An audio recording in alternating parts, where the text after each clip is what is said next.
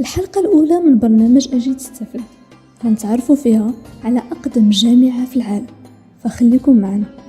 أقدم جامعة في العالم هي جامعة عربية، وهي جامعة القرويين اللي كتواجد بمدينة فاس بالمملكة المغربية، وهي أقدم جامعة في العالم على الإطلاق.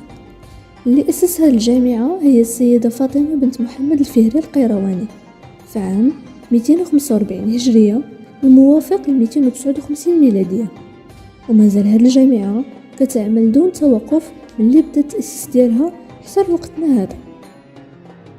وكتعتبر اليونسكو مؤسسة جينيز للأرقام القياسية جامعة القرويين من أقدم جامعة في العالم.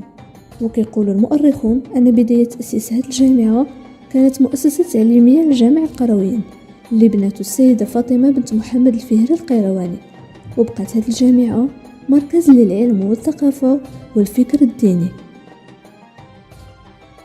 هاد الجامعة منذ التأسيس ديالها قراو فيها مجموعة كبيرة من كبار العلماء والمفكرين والأدباء، منهم الفقيه المالكي أبو عمران الفاسي، ابن العربي، ابن رشيد السبتي، وابن الحاج الفاسي، والعديد من العلماء والمفكرين والأدباء.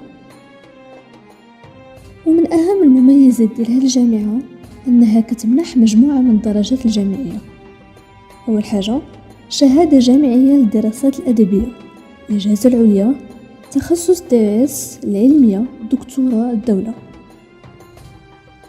وهذه الجامعة أيضا كتقوم بنشر مجموعة من المنشورات، وهي مجلة القرويين، مجلة كلية اللغة العربية مراكش، مجلة منظمة العمل ضد الجوع في كلية الشريعة بفاس، مجلة كلية الشريعة بأكادير، مجلة كلية أصول الدين تطوان.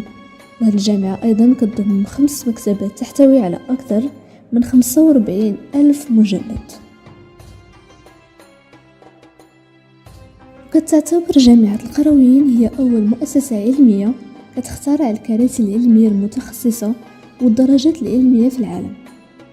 وهذه الجامعة كتضم الآن 5 كليات، وهي كلية الشريعة بفاس، كلية اللغة العربية بمراكش، كلية أصول بتطوان، كلية الشريعة بأكادير، وكلية الشريعة بسمار.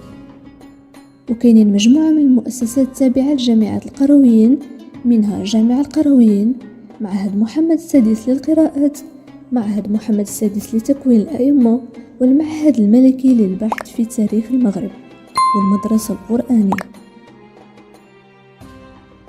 فجامعة القرويين استقبلت أكثر من 1000 عالم من مختلف دول العالم.